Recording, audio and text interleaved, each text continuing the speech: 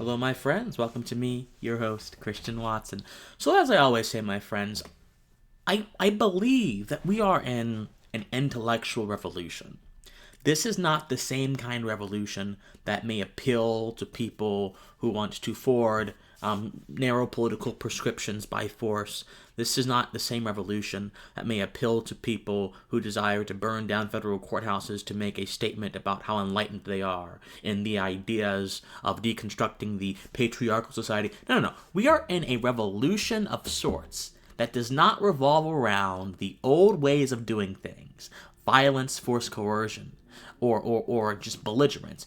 We are in a revolution, an intellectual revolution, that is going to spark something so genius in American society, in an aspect of American society, that it will be hard to ignore, and it won't have to do it violently. I am talking about an intellectual revolution in the film industry. So, Hollywood, as many will know, is not necessarily noted for its extreme diversity. It's not. Hollywood is actually notoriously ideologically singular. And this singularity tends to appeal to leftists. Many Hollywood stars are raving leftists. Many actors are raving leftists. Many of them give money to organizations that are on the left. People like Alyssa Milano and Katy Perry, all of them tend to be strictly the representation of the political dispositions of a lot of people in Hollywood. Why is this so? I don't know. There are sociological arguments. There are geographic arguments. There are all kinds of arguments. But people who are conservative in Hollywood tend not to do well in their career. Or they tend to do okay for a while, but the more outspoken they get, they tend not to do well. So, for example, Scott Baio, one of my favorite actors ever. I have had him on this channel. There has been a blacklist against Scott Baio in a lot of Hollywood production companies, a lot of media companies, because of how outspoken he was in his support of President Trump. There has been a blacklist against him. In fact, he told me that he was being considered for a show on ABC, game show, and the producer said, "I have no interest in doing anything with Scott Trump Baio." So there's him.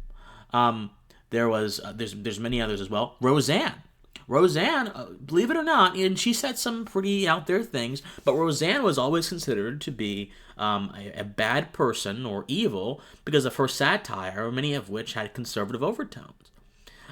Tim Allen has been gone after, even though Tim Allen has he's survived, but he is an outspoken conservative in Hollywood, but he's been gone after even. Many conservatives in Hollywood are just getting canned, and most recently, Gina Carano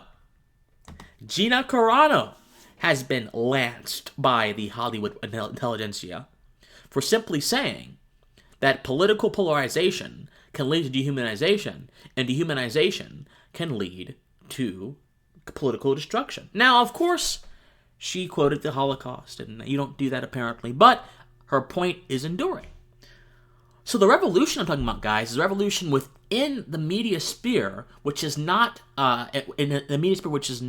beholden to the big-time production companies. It's not beholden to Universal. It's beholden instead to the internal facilities and other independent production companies of the effort. The Daily Wire, Ben Shapiro's media company, is going to be helping Gina Carano with a new film. Now, this, of course, is old news. This happened a few weeks ago. But the new news is that this is going to signal, this and one other thing, is going to signal a mass revolution in how Americans, or how some Americans, consume cinema. My friends, a good majority of this country is right-leaning. A good majority of people, especially in middle America, are right-leaning. It is only the cities in the coast which overrepresent the left-leaning population. Now, this is not to break us into tribes or anything, but it's simply to say there is a massive market out there for films that do not preach to us about certain narrow political opinions, but instead simply give us things to be entertained about. Entertainment, my friends, is not supposed to be a means for indoctrination. Entertainment is meant to, at least it's supposed to, just allow our minds to relax. And if it does invoke a thought in our mind, it should be thought that is beyond the temporal political matters of our day.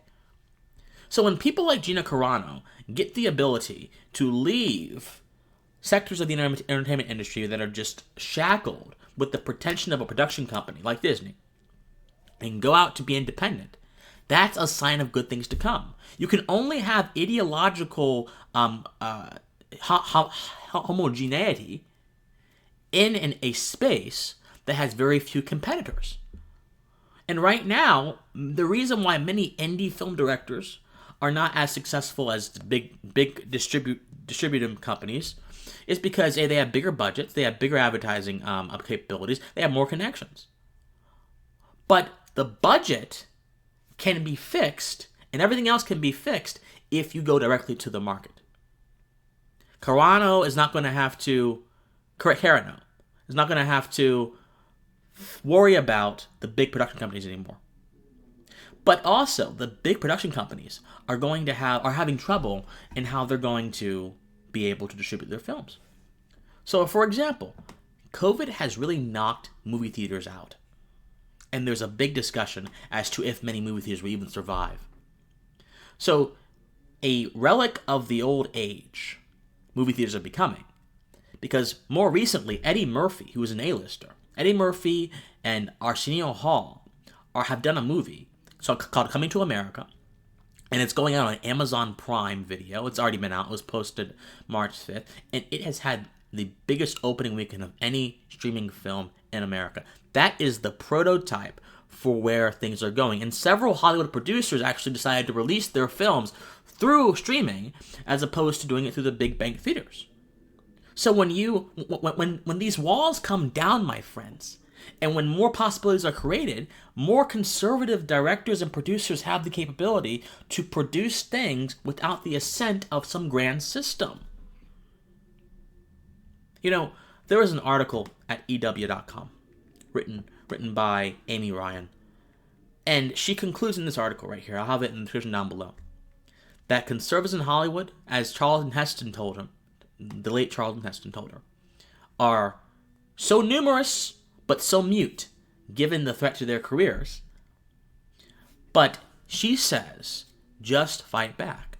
She says, you know what? Just produce movies. Now, it's very hard to just produce movies when all the distributors and everything are left-leaning, and when the independent distributors don't have as wide a reach. But the internet is revolutionizing everything. Everything. The vestiges of the old system are coming down, my friends. And I'm so excited. This means actors like Scott Baio and Tim Allen, if they do get canned or whatever, or blacklisted entirely, they have other avenues. I would compare what is happening in Hollywood right now similarly to what happened when the printing press was invented. When the printing press was invented, the democratization of information began happening in massive quantities. Information became accessible to the common man through streaming and through the internet. Political pretension is going down, and these films are becoming more accessible to the common person, or the person who may not be a representative in Hollywood. The ideology may not be representative in Hollywood. We should all be very happy for that, my friends. Even if you're left-leaning, you should be happy that there are now more options for people who have creative minds, who want to go out and do things that may not be in lockstep with the general establishment of Hollywood. You should be happy about that. You know, directors like Scorsese and Christopher Nolan, all of them, they have came up in a time where you had to pay lip service to the big production companies, that you had to play the game if you wanted to be successful, not a B-list or a C-list or, at worst, D-list actor. Those times are gone, my friends. The internet is revolutionizing Hollywood, and conservatives in Hollywood now have a shining light that they can use to guide their actions in the future. And I'm so excited. So, my friends, the Daily Wire is doing something very special here. Ben Shapiro is doing something really special here. He's essentially giving light to a viewpoint that has been shuttered in the dark for so long. How will this revolutionize cinema in America? Just how the move to streaming is revolutionizing cinema in America. More options, less institutional validity, and therefore more accessibility. I'm all for it, and I think we should all be excited for this. And I look forward to see how, if more conservative media companies spread out and decide to do more movies that are narrative based, not documentary based, of course. And I look forward to see how well they do. I'm just so excited, my friends. Anyway, think on this, and as always, my friends, please stay pensive. Bye-bye.